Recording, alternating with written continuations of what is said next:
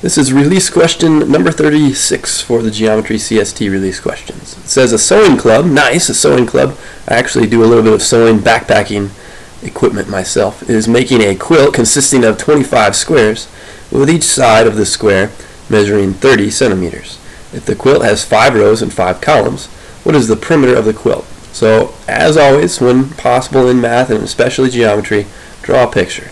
And so it says there's 25 squares. We can assume these have the same length and width then. And there's 5 rows and 5 columns.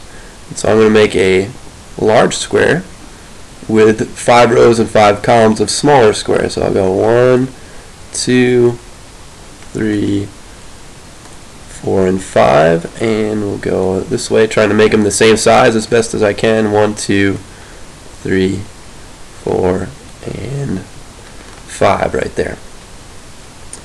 And get rid of that little stuff. Okay, so there's no extra string hanging out there. If the quilt has 5 rows, 5 columns, each side of the square, 25 squares, each side of the square measuring 30 centimeters. So each one of these little guys right here has 30 centimeters, and so on. We could do that all the way around. I'm not going to do that all the way around, but the first 5 here, if you put that all together, that'd be 150 centimeters, just 5 times 30.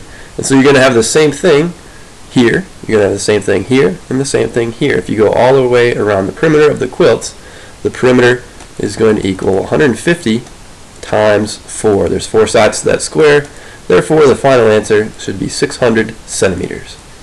That is choice C.